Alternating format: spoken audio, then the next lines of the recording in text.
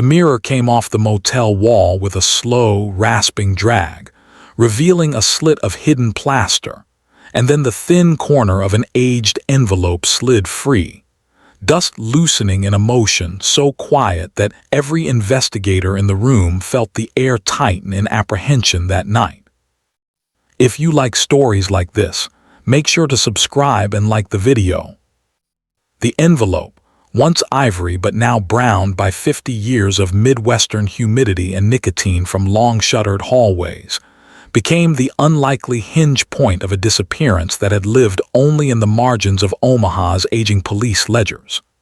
The year was 1972, a brittle, freight train winter across eastern Nebraska, and the city's southern corridor still carried the smell of stockyard steam and diesel soot. The missing person report filed on January 14 of that year concerned a 22-year-old college student, Margaret Maggie Holt, last seen outside a diner off Leavenworth Street, coat cinched against a bladed wind, textbooks pressed to her chest. She had not been remarkable in the way newspapers prefer. She was quiet, enrolled at the University of Nebraska, Omaha, worked weekends at a bookstore near the old market, and spent evenings in rented campus housing with a roommate who assumed she had taken an unannounced trip home. When she failed to attend class, and when paychecks were left uncollected, the quiet absence became a police form letter, then a bulletin on corkboard, then another unsolved file pushed deep in a steel drawer as budgets shifted and detectives retired. The motel where the mirror was found no longer functioned as the low-cost roadside stop it once was. By the time renovators began stripping fixtures in 2022, it had been converted into temporary housing and then condemned. The envelope was discovered behind an original wall mirror, its edges fused by adhesive and time. Inside were 3 Polaroid negatives, one gasoline receipt dated February 2, 1972, from a station off Highway 75, and a torn section of a student identification card bearing only the surname Holt. No body had ever been recovered, no crime scene ever secured, and no public suspicion had hardened around any individual. For decades her name drifted among unsolved lists, faint enough that even regional press forgot it when publishing anniversary pieces on long-missing women. Investigators in 1972 had little to work with before the envelope surfaced. Maggie was last confirmed alive by a bus driver who believed she boarded in the early evening, heading south toward Bellevue, though no relative or friend could explain why she would make that trip in midwinter. Her bank account remained untouched, her apartment undisturbed, and the only unusual detail contemporaneous officers noted was a recurring complaint she had made to campus security about a man who followed her on 2 occasions between the subway-tiled library basement and the snow-blown parking lot. No patrol was assigned specifically to her route, and security logs were later misplaced, leaving only handwritten recollections from a guard who died in 1989. The reopened case began not with excitement but with method, the kind that adheres to chain-of-custody protocols and slow forensic restoration. The Polaroid negatives were stabilized and scanned. The receipt was analyzed for surviving ink compounds. The fragment of her card was matched against university archives, confirming the student number of Maggie Holt. The motel's register from 1972, unearthed in a bankrupted property management storage unit, listed a sequence of male travelers, many using pseudonyms now obvious in hindsight. One name, written in the careful script of a clerk who had likely never imagined a future courtroom, recurred across 3 different weeks. Daniel Keating, then 31, a traveling salesman whose territory included Nebraska, Iowa, and Kansas. His signature appeared again on the motel's February ledger, precisely matching the date of the gasoline receipt. The gasoline receipt provided a narrow but definitive corridor. The station, long demolished, sat near a spur road leading toward rural acreage west of the Missouri River. Satellite overlays and historical plat maps showed undeveloped fields in 1972, now subdivided into residential streets. Archival aerial photos revealed dirt access roads used by farm trucks and hunters. It was plausible, investigators determined, that Maggie had been driven or had walked from the bus stop to a vehicle that then headed toward this corridor. The renewal of the case attracted limited press, mostly local outlets curious about the renovators. Find and older residents recalled the motel's reputation in the early 70s as a transient rest stop for salesmen and rail workers. Keating's name triggered a dormant federal record, an arrest in 1974 for unlawful confinement of a 19-year-old woman in Des Moines. Charges later dropped when the victim declined to testify. No conviction followed, but the pattern established proximity to young women in Midwestern transit routes. He had died in 1999 in Arizona, leaving behind storage contents auctioned twice before the residue of his possessions scattered through estate dealers. Omaha police contacted Des Moines archives, reviewed fingerprint cards, and cross-checked with latent prints lifted from the envelope. Degradation of oils and paper contamination complicated results, but 2 partial ridge matches were statistically consistent with Keating's left index and thumb. The motel walls, once stripped, showed carpentry repairs behind the mirror mount. A 1970s maintenance request indicated work completed in room 214, the same room tied to Keating's ledger entries. Construction notes described removal of wallpaper and installation of a new mirror brace. Current forensic examination detected cellulose fibers consistent with an envelope fragment embedded in ancient adhesive, positioning the envelope near its original hiding place for half a century. It was not merely forgotten. It had been intentionally hidden behind a fixed reflective surface, sealed away by bracket screws and subsequent paint layers. Witness interviews relied entirely on memory. 3 former employees, now in their late 70s, recalled that Keating stayed alone, smoked heavily, and tipped in dollar bills. None remembered seeing a young woman with him. The lack of eyewitness corroboration limited prosecution prospects, but the new evidence, combined with interstate behavioral history, advanced the case from cold missing person to probable homicide by a known individual. That classification allowed access to federal forensic grants and a new dive into regional soil anomaly scans using ground-penetrating radar. Agricultural records pinpointed a privately owned tract near the 1972 route, recently transferred to a development firm. The landowner permitted subsurface exploration, and radar signaled a disturbed patch of soil, rectangular and compact. Excavation revealed clothing remnants from the early 1970s. A wool coat, metal buttons matching catalog descriptions of garments sold in Omaha department stores that winter, and beneath it skeletal remains later confirmed by dental comparison to Maggie Holt. No trauma indicators were detailed publicly, in accordance with state reporting standards, but forensic anthropology established non-accidental death. The legal resolution unfolded quietly because the suspect was deceased. A posthumous finding of responsibility was filed, and the county attorney issued a statement assigning sole perpetrator status to Daniel Keating based on cumulative evidence. The motel records, the fingerprints, the receipt aligning with time and geography, the recovered remains, and the concealed envelope.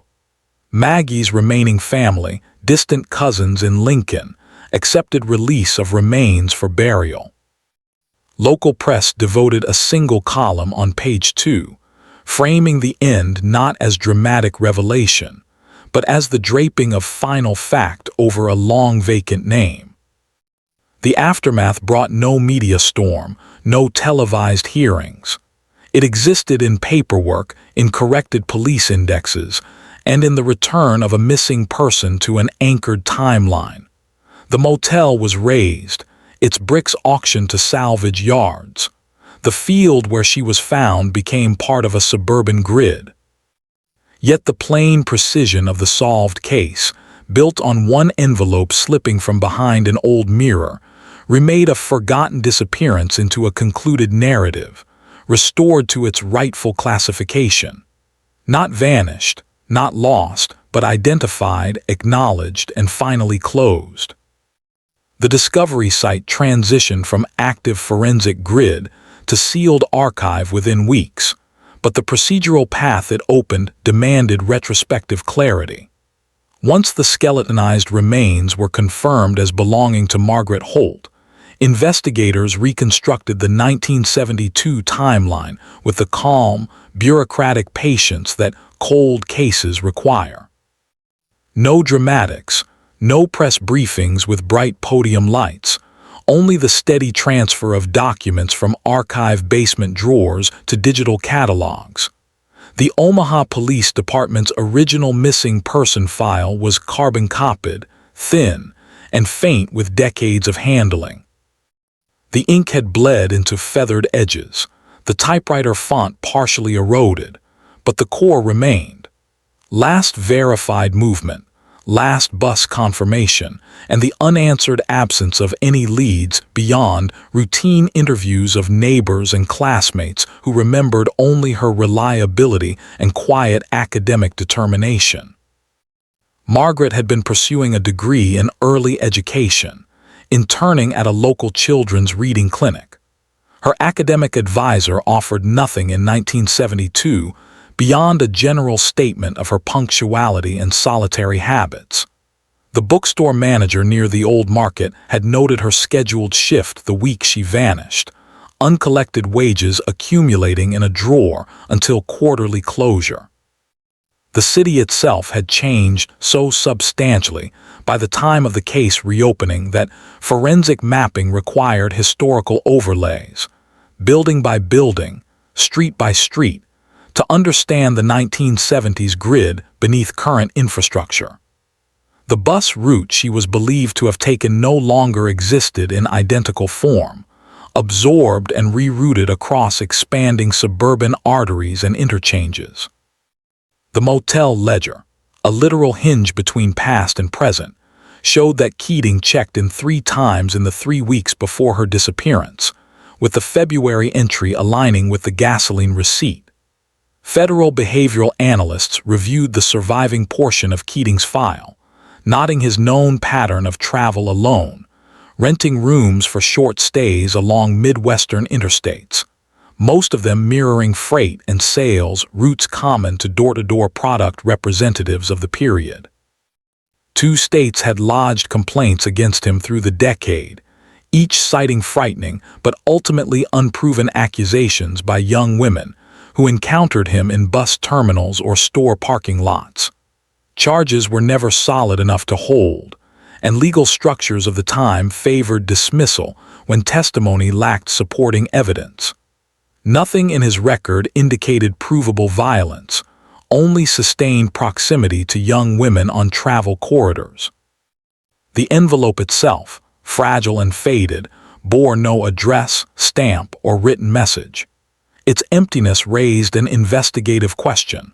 Why preserve negatives and identification fragments in paper that had no destination? Forensic lab review speculated that the envelope may have simply served as concealment rather than communication. The Polaroid negatives, once enhanced, revealed indistinct motel interior features. The wallpaper pattern, matched to a 1970s catalog stored in municipal renovation archives, confirmed the room as 214. One frame showed a corner of the bedspread, another a blurred shoulder of a young woman, and the third a desk surface with textbooks stacked beneath a lamp. The identification of the woman in the blurred frame could not be confirmed by facial comparison, But the textbooks, when magnified, bore titles known from Maggie's course list that semester. Her roommate from 1972, contacted now in her 70s, remembered only that Maggie had spoken briefly about a man who asked about her studies at the bookstore one evening, a detail never expanded upon in the original report. It was the kind of memory that surfaces after decades with the softened edges of recollection, not firm enough to treat as testimony, but strong enough to validate the broader behavioral context. The roommate had assumed Maggie's bus ride that winter night was tied to a routine errand. No concern rose until days passed, and campus faculty confirmed she was not merely late but missing entirely. A fact often lost in retrospective analysis of cold cases is that the absence itself becomes the first wound. No incident scene, no documented struggle, no immediate alarm, only silence that stretches long enough to become worry and then permanent vacancy in the record. Maggie's disappearance did not trigger citywide searches or formal press conferences. In that year, with law enforcement spread thin and adult missing person standards less stringent than current procedures, her case never escalated beyond departmental circulation. Unclaimed flyers curled on lampposts and campus bulletin strips under freezing rain and March thaw until time removed them entirely. The forensic anthropological findings in 2022 were approached with necessary restraint, publicly reporting only the established identity, estimated time of death consistent with her date of disappearance, and skeletal confirmation that she had not died of exposure. There was no requirement to sensationalize. The cause of death remained classified in sealed autopsy updates, available only to immediate family, protected by Nebraska evidentiary privacy. It sufficed that the remains confirmed criminal action rather than voluntary absence. Keating's death in 1999 likely prevented any full interrogation of motive or sequence, leaving the conclusion assembled through paper residues, travel paths, and the reconstructed geography of a winter corridor. Police analysts determined that Maggie likely encountered him not on campus, but along the route between her bus stop and her rental building, on a night when wind chill fell below zero and street lamps cast long shadows on icy sidewalks. The gasoline receipt, dated 2 weeks after her disappearance, positioned Keating near the eventual burial field, a piece of rural land sparsely trafficked at the time. No neighbors or farmers reported suspicious vehicles, and snow may have concealed evidence. In an era before digital surveillance and widespread mileage logging, his movements receded into unrecorded stretches between state lines. The field itself had held no markers. Midwestern acreage in the early 70s stretched without subdivision or lighting, silent except for winter crows and distant freight corridors. Soil compaction analysis in 2022 pinpointed the grave rectangle, a shape aligned with manual digging rather than machinery. Beneath layers of loam and development fill, the coat fibers and button corrosion clinched the forensic linkage. Groundwater testing indicated no foreign substances beyond natural mineral content, ruling out chemical concealment. The burial was straightforward, hidden by time and lack of foot traffic. When news of identification reached the remaining Holt relatives, the response was measured, almost muted. The decades had revised expectation. Resolution was not anticipated. Her parents and sibling had died before learning of the case closure, all carried in obituary records without note of surviving answers. A distant cousin, executor of remaining family estate notes, accepted the remains quietly, submitting for burial in a Lincoln cemetery beside extended family plots. No formal ceremony was recorded by local papers, only a small paid notice acknowledging the confirmed passing, her life bracketed by the officially corrected date. Omaha's municipal record-keepers updated the 1972 ledger, removing Maggie from unsolved classification and shifting documents to resolved case status. Keating's name joined the internal watch list of deceased offenders posthumously linked to crimes previously unproven. There was no trial, no verdict delivered in public chambers, only a binding resolution issued through prosecutorial statement. Keating identified as the singular responsible party, with no evidence suggesting accomplices or alternate suspects. The motel, already condemned, served as a tangible reminder of transient commerce in early 70s Omaha. Rooms rented by traveling salesmen, freight workers, and those crossing state lines on sparse earnings. The mirror that concealed the envelope was stored in evidence archives before eventual destruction. Renovation crews resumed demolition, stripping remaining plaster and fixtures until the walls stood bare, ready for complete removal. By autumn, the property had been cleared, foundations leveled, and redevelopment plans filed for mixed-use space that would no longer bear any trace of the case. Yet law enforcement discussions acknowledged that the envelope's existence altered institutional behavior around archival review. Cold case units began reevaluating long-closed files linked to transient motels, unregistered tenants, and traveling workers whose routes crossed state borders before contemporary tracking systems. Maggie's case was cited not as sensational closure, but as procedural justification. Never presume unsolved means unsolvable, even a half-century later. The legacy became administrative, a shift in handling, preservation, and renovation protocols that now mandate inspection of concealed spaces in historical properties undergoing redevelopment. The city absorbed the information with the quiet endurance characteristic of Plains communities. There were no public vigils or televised retrospectives, only the soft closing of long-pending records and the unspoken understanding that, for the first time since 1972, Maggie Holt occupied a definitive place on the ledger. No longer missing, no longer simply absent, but accounted for with the measured certainty that investigative science, persistence, and a fallen mirror had finally provided. The resolution of the Holt case, though completed without courtroom testimony, produced a quiet ripple across Midwestern investigative circles. Cold case divisions in Nebraska, Iowa, and Kansas adopted a more rigorous review process for unsolved disappearances that intersected with long-distance commercial travel during the late 1960s and early 1970s. The Holt file became a reference point not because of sensational detail or public fascination, but because it demonstrated that the absence of a preserved crime scene does not invalidate historical probability when paired with documentary fragments, geographical consistency, and confirmed human remains. Investigators understood that time had not erased truth, only muted the traces until structural demolition revealed the concealed envelope.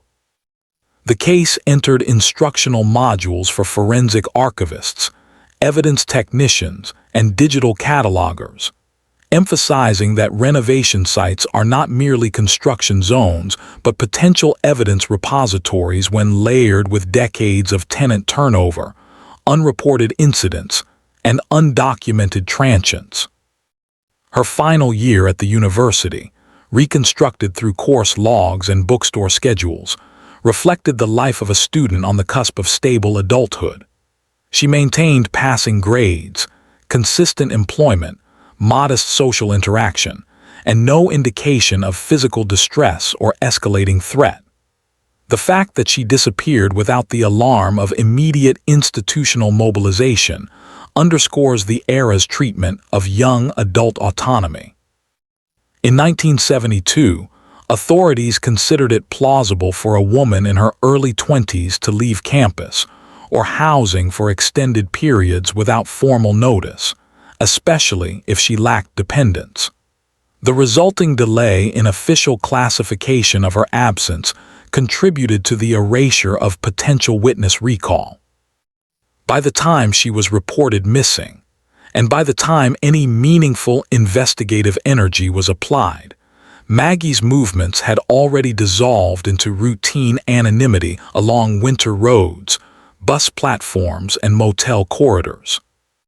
The motel's 1972 configuration, reconstructed through property tax photographs and salvaged advertisement brochures, depicted a narrow U-shaped building with a neon-red vacancy banner and gravel parking bays lined with diesel pickup trucks and compact sedans.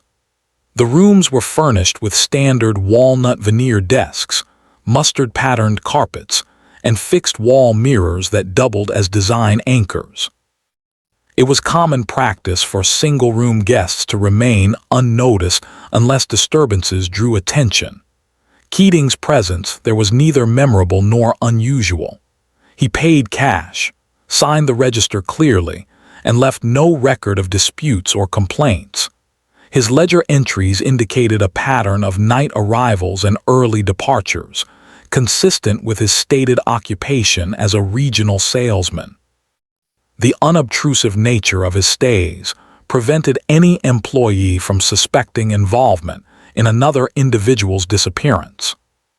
When forensic teams re-examined the motel site, the absence of original fixtures would have rendered the envelope irretrievable had the mirror mount not been physically removed rather than scraped around. It was coincidence only in the physical sense. Procedurally, its discovery was the result of mandated salvage inspection protocols. Once the envelope reached evidence labs, stabilized humidity control, ultraviolet examination, and microfragment testing revealed its age and authenticity. Technicians determined that the adhesive residue binding the envelope to the plaster, derived from commercial paste formulations, discontinued in the mid-1970s, confirming concealment aligned with the period of Maggie's disappearance. Fiber analysis ruled out later placement. The envelope could not have been hidden by any subsequent tenant or renovator. Keating's interstate footprint, charted across gas receipts, motel invoices, and the 2 historical incident reports preserved in secondary archives, illustrated a mobile pattern without anchors. He never established long-term residence, married, or owned property. Social connections were minimal and transactional. His remains, interred in Arizona, were exhumed only for fingerprint confirmation, requests decades earlier in an unrelated inquiry. By 2022, no direct acquaintances survived who could testify to his private behavior. The absence of confessional narratives or correspondence meant that deduction relied solely on physical record and circumstantial spatial alignment. Prosecutors evaluated the totality of evidence and concluded that posthumous assignment of responsibility met legal sufficiency thresholds. The precision of the burial site, the alignment of travel dates, the motel records, the envelope concealment, and the partial fingerprint match collectively formed a chain that, though long delayed, achieved legal closure. The Holt remains were returned under controlled transfer, escorted without ceremony from forensic repository to funeral service. The burial, noted only in municipal records, reflected the family's decision to avoid retrospective public engagement. The decades that passed had thinned emotional immediacy. Grief had been replaced by historical acceptance. Maggie's name, once printed in missing person notices that faded on bulletin boards, now occupied a grave marker with corrected dates. Born 1950, died 1972, identified 2022. The span between those final numerals signified half a century during which her existence was recorded only in archived forms, student rosters, payroll ledgers, and an unclosed incident file. City newspapers issued brief follow-up summaries, acknowledging the resolution without dramatic tone. They noted that the case, long dormant, had concluded through modern forensic analysis and property renovation discovery. No speculation was printed regarding motive or psychological profile. Regional radio included a single report in its hourly rotation, describing the development in measured language, focusing on evidentiary process and interdepartmental cooperation rather than narrative intrigue. Listeners likely absorbed it as one more historical closure, another instance in which record-keeping caught up to vanished certainty. For Omaha's law enforcement leadership, the case influenced protocol more than public memory. The finished file served as a procedural artifact, an argument for preserving non-digital hotel ledgers, for maintaining renovation alerts, and for training forensic archivists to interpret negative space, objects missing, logs incomplete, and documents without express purpose. The envelope, though empty of written communication, carried meaning through absence. It held not confession but implication, not narrative but proof of proximity. The very lack of explanatory text inside it forced investigators to rely on what remained measurable: fingerprints, fiber, ink, chronology, and landscape. In the final administrative entry, the Holt disappearance shifted classification from unlocated to recovered, from missing to deceased, from unsolved to closed. The effect was not relief expressed in headlines, but the quieter recalibration of municipal record equilibrium. One name, dormant through eras of infrastructural expansion, technology change, and generational shift, returned to accurate placement. The motel that once sheltered her last recorded night no longer stood. The field that concealed her final month no longer looked like the winter acreage it once was. The city reabsorbed her not as a lingering question, but as established fact. Time, forensic method, and an accidental architectural reveal converged to produce resolution. There was no final confrontation, no revelatory testimony, no televised verdict. Only documents aligned, remains identified, and responsibility assigned. The legacy of the case concluded not in spectacle, but in restored accounting. A young woman once untraceable now acknowledged in full, her chronology returned to order, her absence finally named and defined in the precise language of investigative closure.